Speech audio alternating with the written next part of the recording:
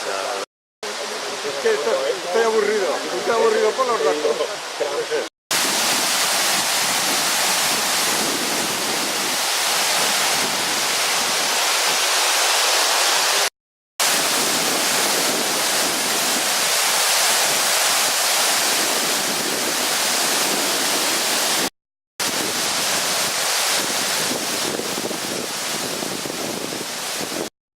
Favorablemente incorrecto, cuando digo.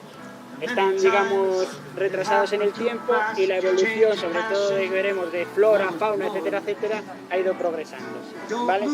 En esta zona de aquí planteamos un poco lo que sería el entorno de la zona. ¿Veis? Lo de la visita es que toda esta zona por la que estamos yendo ahora mismo va a ser pública, por lo tanto tendrá sus pros y sus contras, y después la zona de la escombrera, al día de hoy, va a ser privada. Y por lo que yo sé, durante bastante tiempo. Pero si yo quiero venir con mis cativos a reventar, a hacer picnic, ¿qué? ¿A la escombrera? No, aquí. Ah, en un principio, cuando sea del ayuntamiento, si no hay ninguna prohibición, no hay prohibiciones al respecto, pues podrás venir a hacer picnic. Tú si vas a hacer picnic a un área recreativa, puedes hacerlo, no hacerlo. Hay unas épocas también que no se puede. Paramos un momento por aquí, utilizan la zona de margen, o sea que muchas de estas especies las vas a ver después a lo largo del borde del lago. Es el área fuente, digamos, que llamamos nosotros. Son especies, sabéis que los hábitats de humedales en general. Una de las especies, digamos, más importantes es el tema de las...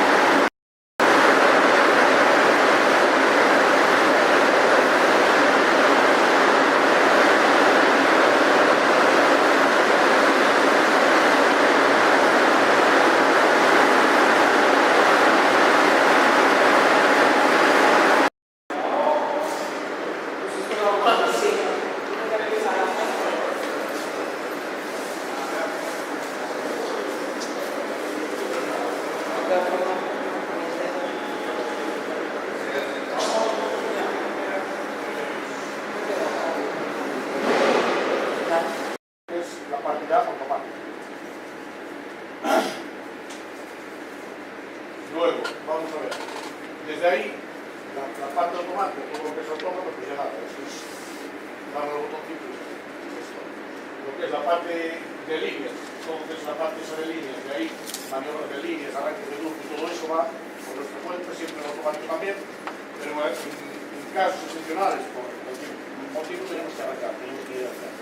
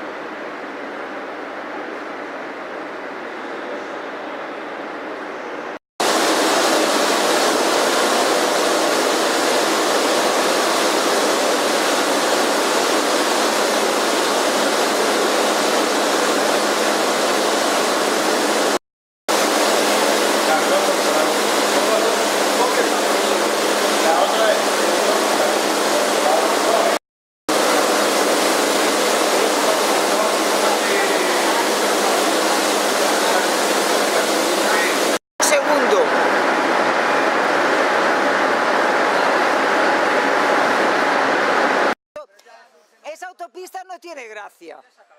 Tiene gracia el caminito. Baja y te saco yo abajo. A ver, qué bien. Pues, ¿no? Bien, utilizando un poco este esquema, como decía Jorge antes, estamos en el alto de un cerro de esquisto, rodeado por el río Eume y abrazado todo este cerro por el afluente Sesín, que detrás del monasterio se une al río. Es decir, por decirlo así, como esta península, el Eume vendría así, y por aquí viene el Sesín, que lo abraza aquí, al río, ¿vale?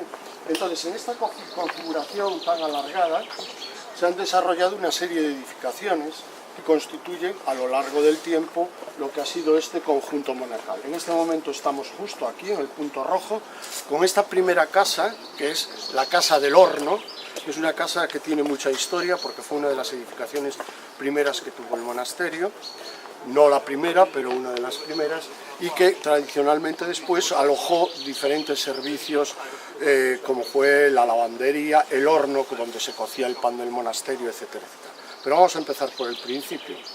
¿Por qué se llama Monasterio de San Juan de Cabeira, ¿no? San Juan, como sabéis, es el patrón del ordo monástico, el primer ermita conocido, ermita, que se retiró al desierto y se alimentaba de langostas y de miel, etcétera, etcétera. Bueno, de ahí que el monasterio se denomine, como muchos otros monasterios, de San Juan de Cabeira. Procedencia, la documentación nos dice que sobre el siglo IX ya hay antecedentes, aunque es a partir del X cuando se conoce ya documentalmente que San Rosendo, que estuvo aquí, el obispo dumiense, que fue también obispo de Mondoñedo, hizo una importante donación al monasterio, entre ellos la regla benedictina, etc. Bien, a partir de ahí se instalan, primero habría una iglesia, se supone que había una iglesia previa, y se construye el primer edificio cuya ábside veis allí, que es la iglesia de la Visitación de Nuestra Señora y de Santa Isabel. Dicen que podría tener este nombre alguna relación con la segunda iglesia que se construyó y que ya desapareció, pues que están escasamente a 1,5 metros una de las otras. Bien, la configuración de edificios, que ahora iremos viendo sucesivamente, pero aquí os expongo unas líneas generales, se desarrolla, como veis, casi de una forma lineal. Aquí en rojo tenemos una serie de edificios que ya han desaparecido, y en negro los que quedan, que como veréis es la Casa del Horno que está aquí, este primer edificio que es de recepción de visitantes, que eran las antiguas caballerizas, donde se llegaba a caballo por un zigzag desde arriba, desde a capela, por el camino medieval de Pousadoiro. Se llegaba a través del otro río, porque del otro puente, que el puente que veréis luego es un puente datado aproximadamente en el 17, pero había otro puente a 22 metros del actual, un puente de madera, seguramente con una pila central, y que llegaba a través de este camino que veréis ahora, a esta zona de caballerizas, y a partir de aquí se accedía por una serie de edificaciones que ya han desaparecido, estas rojas, mediante un túnel, al resto de edificios. Como todos los monasterios, tenía una parte accesible al pueblo y otra más recogida, que sería como la de la clausura. Bien, el monasterio evoluciona. ¿Y cuál es la singularidad, a mi juicio, de este monasterio con respecto a otros del Císter, etcétera, que se desarrollan de una forma mucho más pautada, por decirlo así, con sus claustros y demás? Pues es un monasterio que no llegó a tener más de 9 monjes. Monjes que realmente no eran tales monjes, sino que empezaron siendo benedictinos, y ya en el siglo XI se transforma la orden, se marchan los benedictinos y llegan canónigos regulares de San Agustín. ¿Qué peculiaridad tenían estos canónigos de San Agustín con respecto a los benedictinos? Pues que vivían en comunidad también, pero su carisma era la atención a los peregrinos, y la atención pastoral a las parroquias de la zona. Claro, esto configura su forma también de habitar y su forma de relacionarse aquí. Por el camino que habéis venido, en esta falda del monte había un hospitalillo de peregrinos, que iban, pues venían de Monfero, cruzaban el Eume por un puente peatonal de madera y se iban hacia Capela y hacia el norte, ¿de acuerdo? Había también abajo en el puente una capilla que se llamaba Capilla de Santa Cristina, como el puente que da lugar al topónimo Santa Cristina. Estos canónigos de San Agustín vivían aquí en comunidad, en casas independientes, cada uno con su criado o criada. Se constata por pleitos que ha habido por convivencia femenina interpuesta, y se iban a decir misa a las parroquias vecinas. Tal era así, y por eso tuvo este monasterio problemas, que el prior vivía en un palacio prioral en Cabanas y venía a recibir las rentas y los diezmos aquí una vez al año, una vez cada 6 meses, con lo cual pues había un cierto desorden, ¿verdad?, de vida recatada, ¿no? Bien, vamos ahora a ir pasando, es así una pequeña y breve historia para que entendáis por qué este monasterio tiene esas peculiaridades con respecto a otros del Císter, porque es un monasterio muy integrado en la arquitectura popular. Es decir, este monasterio, salvo alguna arquitectura culta que se ve desde aquí, en granito labrado, la ábside de la iglesia del siglo XII, la iglesia desaparecida del siglo XIII llamada de San Juan, y alguna otra, la torre campanario barroca de 1750, a excepción de eso, el monasterio respondía a unas tipologías constructivas de la zona de aquí. Los mismos materiales, la misma forma de construir, los muros, todas las edificaciones auxiliares que el otro día en la ponencia decía, pues desde bodegas, molinos, curripas de castañas, todo tipo de construcciones auxiliares estaban en este entorno de Cabeiro. Bien, vamos hasta allá, no nos entretenemos como cimentación de los edificios. Bueno, esta casa de aquí es la que, pasados los siglos, en el siglo XIX, una vez ya sucedida la desamortización, el monasterio desaparece como Real Colegiata. Tenía la peculiaridad de que no dependía del arzobispo de Santiago, sino que era de privilegio real, con lo cual dependía directamente del rey de España, de la corona de España y del Papa, con lo cual hay pleitos incluso de algún prior con la mitra compostelana, porque no reconocía la autoridad de Compostela, y entonces bueno, pues hay un pleito de un prior que había sido jesuita y era un tío muy listo, y entonces pleitea con... Bien, esta casa, que ya os digo que la casa del horno y más, tiene importancia porque era la casa del casero cuando, a partir de la desamortización, don Pío García Espinosa, que era un importante abogado y fue un juez que vivía en Pontevedra, casado con una mujer muy rica, compra el monasterio y los 90.000 y pico metros que tenemos hoy de finca, 9 hectáreas que tenemos aquí en el parque, ¿no? Este monasterio, bueno, a partir de la desamortización pasa a ser de su propiedad, reconstruye parte de los edificios a costa de derribar algunos que estaban en ruina, entre ellos la iglesia del siglo XIII, la iglesia de San Juan. Reconstruye también este edificio, incluso veis con estos canzorros que tenía aquí un balcón mirador, con elementos recuperados de las edificaciones de arriba, ¿vale? Bueno, pues vamos a ir... En el siglo XIX sabemos que tenía 3 hórreos, esta es la base de un hórreo. He descubierto dónde está en una casa del pueblo, otro que es en donde os expliqué, justo en el atril donde os estaba explicando, había otro hórreo, y detrás de la casa había un tercer hórreo. Eso significa, bueno, pues que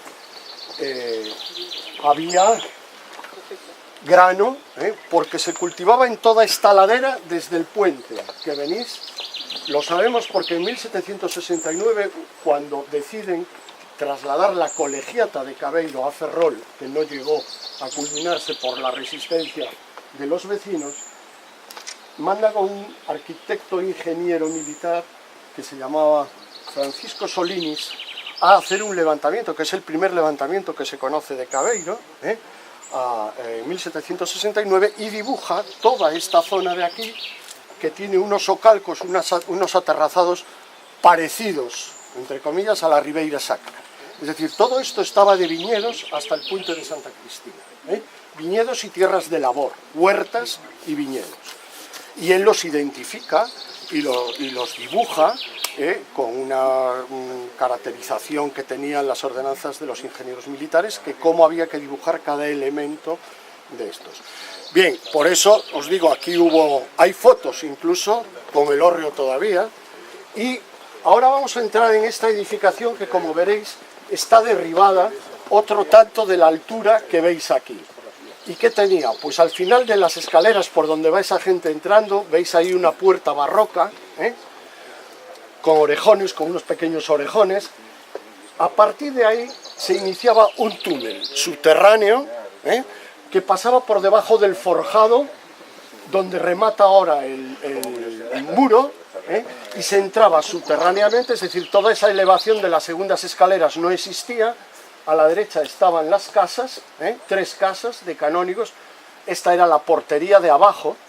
Y vamos, este paso que tenemos aquí no era así, estaba a cota de puerta, con lo cual era un paso, digamos, subterráneo, que con esta línea del forjado se salía por este tramo, a ese tramo de escaleras que entra en el arco gótico, y aquí había 3 edificaciones.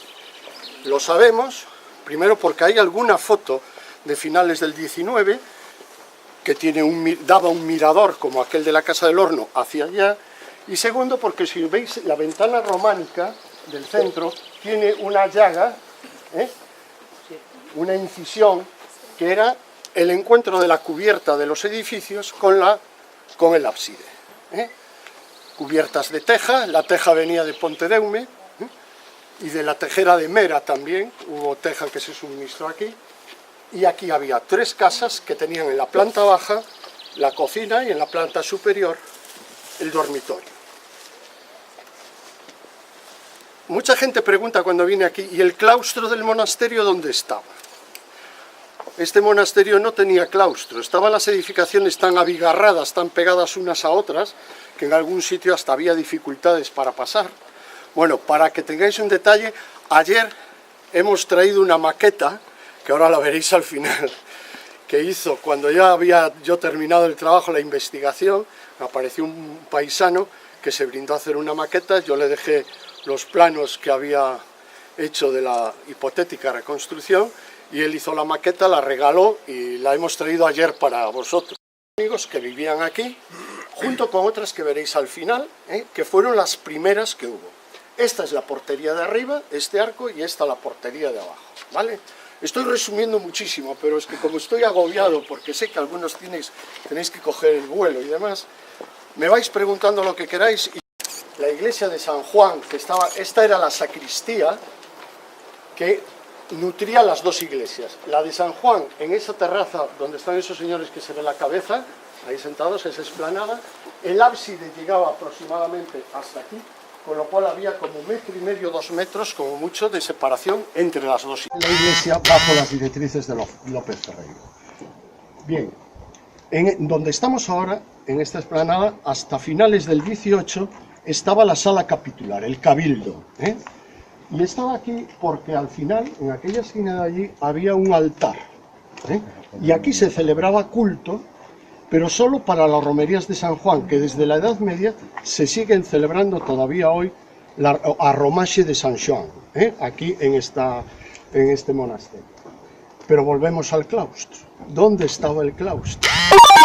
Si había aquí un edificio, si las iglesias estaban pegándose unas a otras, y ya termina ahí, son las últimas casas del monasterio, no había sitio para un claustro. Pero estáis viendo todos el claustro. ¿Qué es un claustro? Un jardín de un claustro de un monasterio benedictino. Un paso porticado, generalmente cuadrado o rectangular, que en el centro tiene un jardín. Bueno, coged un calcetín y dadle la vuelta. Este es el jardín. Este monasterio tenía 12 miradores alrededor. con bancos o ventanas de estas tipo faladoiro o costureiro, como te quieras llamar, y la gente, los monjes, la gente se sentaba en sus ventanas, tanto en las casas como en las casas de arriba, como en la del casero, etcétera, y contemplaba la naturaleza, que era el mejor jardín posible que podían tener. Es decir, como veréis, hay una orientación litúrgica de las iglesias, que siempre con el ábside al este, portada al oeste, mirando a Jerusalén, las dos casi en el mismo eje este-oeste, y luego todo un círculo de montes según la rosa de los vientos. Monte al norte, monte al sur, monte a este y monte al oeste. Era como un nido, en el centro de un promontorio rocoso, arriba el monasterio y protegido por los cuatro vientos. ¿De acuerdo? Esta edificación del Cabildo, junto con esas casas, esta desaparece a finales del 18 y se hace una construcción que no sabemos quién la decidió, pero falta la documentación. De este monasterio falta muchísima documentación. Se hace este enlosado de piedra. Cuando Cornido fue a Aspontes a lo de la mina, pasó por aquí y describe esta terraza. Por tanto, sabemos que si Cornido estuvo aquí en 1789, ya describió esta misma terraza y los sótanos abovedados que hay debajo de aquí, que se utilizaron para guardar víveres. ¿Por qué? Porque este cabildo estaba desplomado 40 centímetros, la madera podrida, y se reconstruye haciendo aquí unos sótanos. Sótanos abovedados muy interesantes, pero que no podemos bajar porque hemos llegado a un acuerdo con la Xunta para que aquí se aloje una colonia de murciélagos de herradura, que es una especie protegida, y están debajo los murciélagos escuchándonos. O sea, no vamos a hablar muy alto porque, en fin, hay que mimarlos. Me pedían calefacción para ellos, ya de momento no vamos a poner. Bien, y por último vamos a ver las edificaciones, y entonces ya os sugiero que yo termino mi rollo, visitáis a vuestro gusto las edificaciones, y después en la comida todas las preguntas que queráis hacer, si las sé contestar, os las contesto. Vamos a explicar un poco la zona de arriba. Es muy interesante que veáis cómo constantemente crecen los edificios del esquisto, sobre el que estamos asentados. Y luego hay un camino peatonal de sendero que no se puede ir ahora, que rodea casi todo el monasterio, pero que es muy interesante para que se viese cómo arranca el monasterio con unas paredes verticales que hemos tenido que bulonar para coserlas porque se esfoliaban, y bueno, se han metido ahí unos bulones para poder coser la cimentación. Entonces, recordad, iglesia de Santa Isabel. Y alguien pregunta, ¿y este campanario? Bueno, pues este campanario surge cuando uno de los priores, Francisco Verdes Montenegro, que era de una familia rica de Lugo, del Pazo de Sistallo, siendo prior, decide reconstruir el monasterio, el campanario románico que había aquí, y lo sustituye por, seguramente, canteros y constructores de la iglesia compostelana que en ese momento estaban restaurando su pazo de Lugo, el pazo de la familia, Pazo de Sistallo. Como veréis, es una arquitectura barroca típicamente campanario compostelano, muy parecido al de San Fides Olovio o algunos otros campanarios de Compostela. Y esta tiene, os cuento ahora una pequeña leyenda, pero una vez que estemos arriba. Venid. Esta iglesia, como os dije, Don Pío en 1896 la derriba y con las piedras reconstruye otros. Él en realidad lo que quería era hacer aquí su casa de campo. Era un hombre de costumbres muy sibaritas, tenía una gran colección de armas. El salón de su casa era una sala de esgrima, convertible a sala de esgrima. Aquí vino, por ejemplo, el diputado, alcalde de Coruña, Picadillo, el célebre Picadillo, vino por ese monte de ahí, en un carro de vacas, forrado de colchones de paja, y con sus 225 kilos tiene fotos aquí con la familia de Don Pío.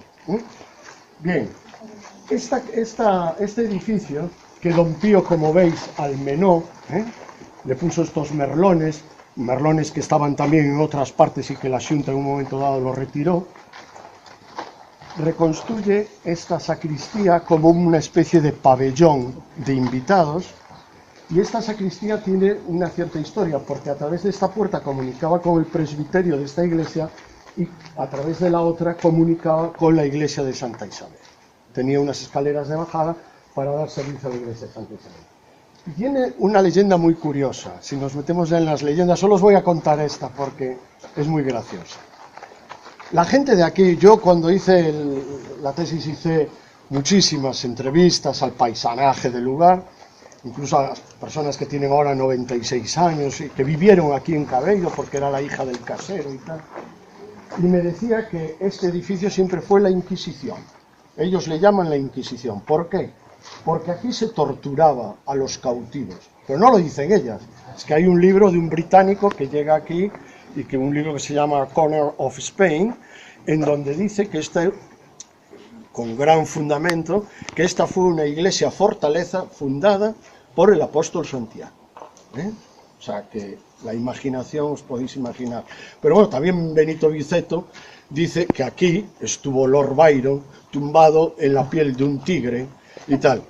Tuvo un pequeño desliz porque situó a Lord Byron aquí 10 años después de su muerte. Un pequeño detalle sin importancia, pero que en fin, era lo que tenían los románticos, una imaginación prodigiosa. Vamos con la leyenda de aquí. La leyenda de la Inquisición es porque dicen que aquella pila, que está datada además, aquella pila del fondo, que ahora es un aguamanil, tiene dos lavabos. Uno que cae al suelo, el agua del lavabo, y otro a una pérgola lateral que sale por ahí. Por supuesto, la que cae al suelo es porque en el agujero este donde veis la rejilla, esta rejilla no existía y la dejamos nosotros para que se viesen las cimentaciones de la iglesia, de la sacristía, que en el siglo XVIII se amplía. Y resulta que veréis ahora una cosa curiosa, que es que está soportada sobre unos muretes de 1,60 m de altura, donde por supuesto se metía a los cautivos para que el aceite hirviendo y la gota les cayese en la cabeza y se les abriese el cráneo. Os podéis imaginar la leyenda. Bueno, como os podéis imaginar, el tema es mucho más fácil de explicar.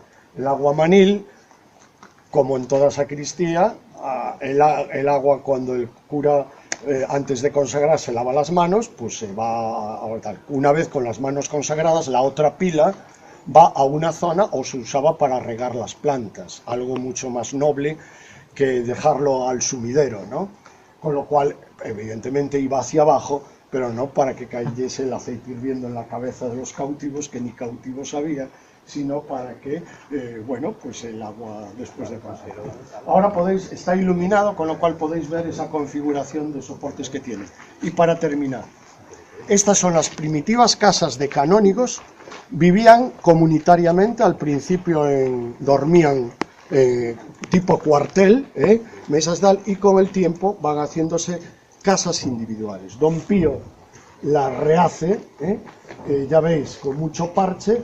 Podéis entrar y bajar y moveros como queráis, y si queréis al final, un minuto, os explico sobre la maqueta, los edificios, cómo era todo en el 18, los que quedan y los que no quedan. Y tiempo libre. Efectivamente, esa marca. Y esta edificación es esta de aquí al lado. Sí.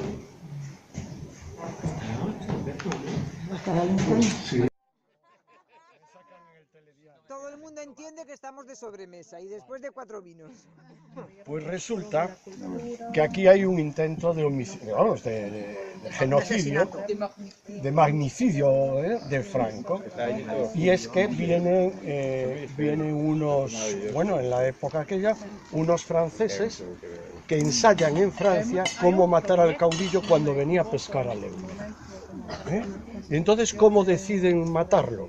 Lanzando una bomba, una granada desde una avioneta.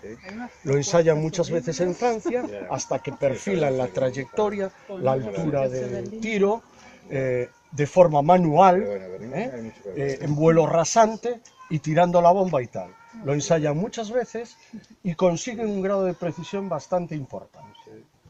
Bueno, pues ya está montado. Cuando Franco venga desde Meirás, que venía en el verano a Meirás, al Pazo de Meirás, a Coruña, cuando venga a pescar es el sitio ideal.